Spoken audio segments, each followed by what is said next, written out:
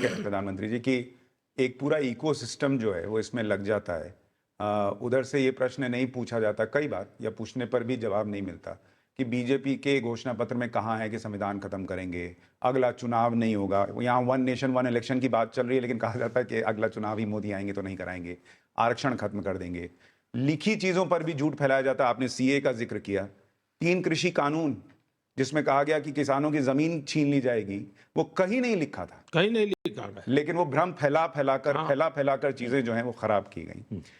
आप जब इस बार ये कह रहे हैं बार बार कि मोदी मर जाएगा लेकिन धर्म के नाम पर आरक्षण नहीं आने देगा, ये बड़ी स्ट्रांग लाइन है। और हमने पाठशाला में दिखाया था कि आप ये आज से नहीं कह रहे हैं, आपने गुजरात के सीएम रहते हुए भी ये चीज जग जाहिर की थी।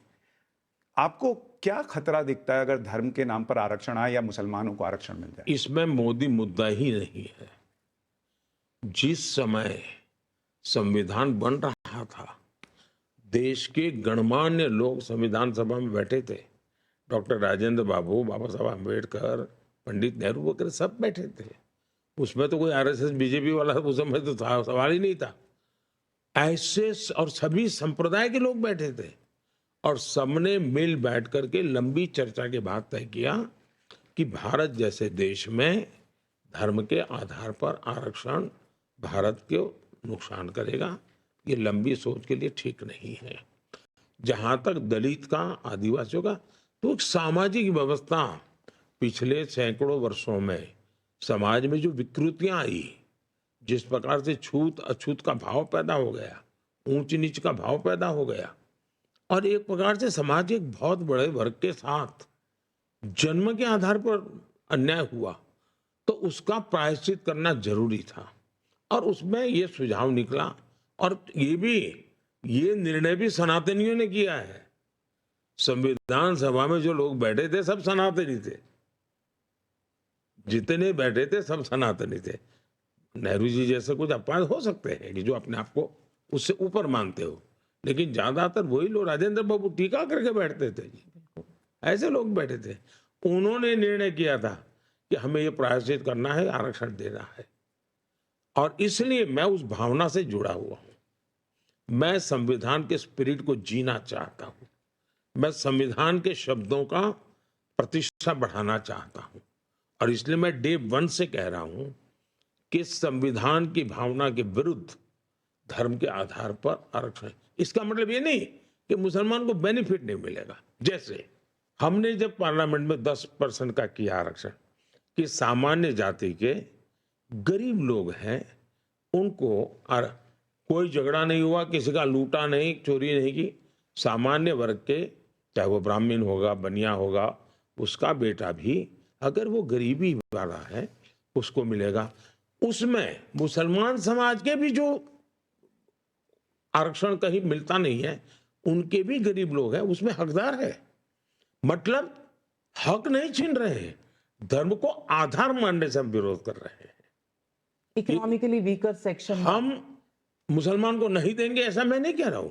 मैं कहता हूं धर्म के आधार पर रचना नहीं हो सकती।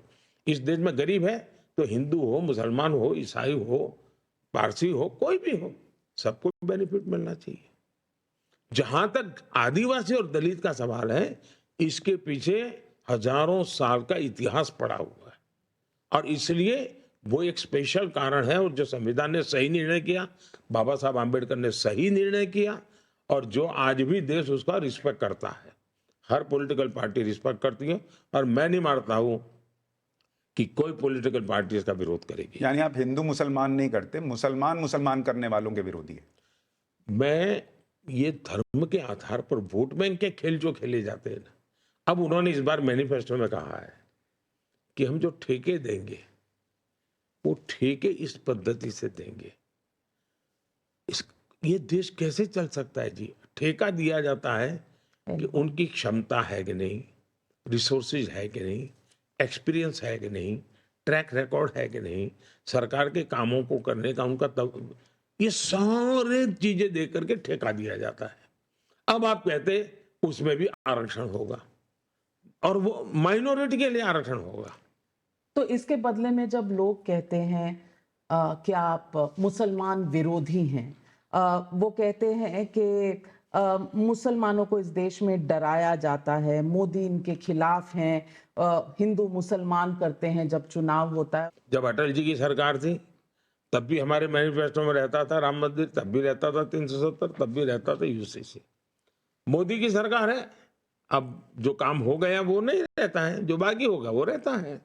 जहां तक हमारा सवाल है, ये सिद्ध करें कि भाई ये हमारा, जैसे मैं कहता हूं भाई सैचुरेशन मुझे करना है, सरकारी योजनाओं का सैचुरेशन।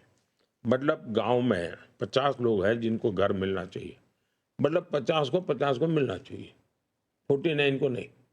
मतलब उसमें सब समाज आ जाएंगे, सब धर्म आ जाएंगे। आप जब 100% की बात करते हैं तो सामाजिक न्याय की ये गारंटी है, सेकुलरिज्म की गारंटी है। मोदी हर काम उस प्रकार से करता है कि भाई सबको सब मिले, इसके लिए करो। अभी भी मैं पब्लिकली कहता हूं कि हमने 4 करोड़ घर बनाए। अब कुछ परिवार हैं, विस्तार हुआ उनका, तो उनको एक घर की जरूरत है। तो राज्यों से मुझे कहा जाता है साहब अगर कुछ और मकान हो जाए, तो मैंने कहा चलो भाई 3 करोड़ और हम प्लान करते हैं, शायद 3 करोड़ की जरूरत नहीं पड़ेगी। तो मैं पब्लिकली अभी सभाओं में कहता हूं कि भाई आप चुनाव में जाते हो तो जाइए, लेकिन मेरा एक काम करिए, अगर कहीं कोई नजर आ जाए कि जिसको अभी घर मिला नहीं है, नल से जल मिला नहीं है, गैस का कनेक्शन नहीं मिला है, रह गया है, तो आप उसकी चिट्ठी मुझे लिख दीजिए और उसको मेरी तरफ से कह दीजिए कि मोदी की गारंटी है कि तीसरे टर्म में ये मिल जाएगा। और मैं कहता हूं आप ही मेरे मोदी है, क्योंकि मुझे काम करना है। मैं वहां ये नहीं कहता हूं इस धर्म के उस धर्म के। तो एंटी मुस्लिम जब कहते हैं, कैसा लगता है? न हम इस्लाम के विरोधी हैं, न हम मुसलमान के विरोधी हैं, हमारा ये काम ही नहीं है। जहां तक गाली देते हैं, ये नेहरू के जमाने से एक नैरेटिव बना हुआ है, इस प्रकार की गाली देने का। दूसरा, पहले गाली देते थे क्योंकि उनको कम मेहनत में ज्यादा मुनाफे वाला काम था, क्योंकि भी गाली दे दो ये मुसलमानों के दुश्मन है तो आप अपने आप मुसलमान के मित्र बन जाते हो, कुछ किए बिना, तो मुफ्त में फायदा मिलता है।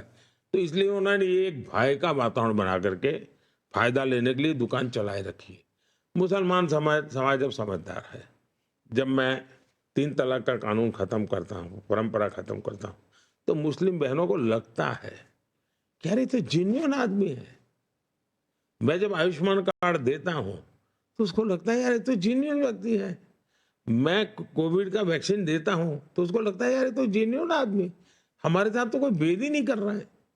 इनकी परेशानी ये है कि उनका झूठ अब पकड़ा जाने लगा है, इसलिए उनको ज्यादा भ्रम फैलाने के लिए बिना सर पैर के झूठ बोलने पड़ रहे हैं। और प्रधानमंत्री जी, इसमें छोटा सा मैं एक सवाल और जोड़ रहा हूं कि इसमें कोई दो राय नहीं कि आपकी किसी योजना में हिंदू मुसलमान हुआ, घर मिलना है, गरीब को मिलना है, वो गरीब कोई भी हो सकता है। लेकिन 2002 से आज 2024 आ हो गया, हम और आप किसी सामान को खरीद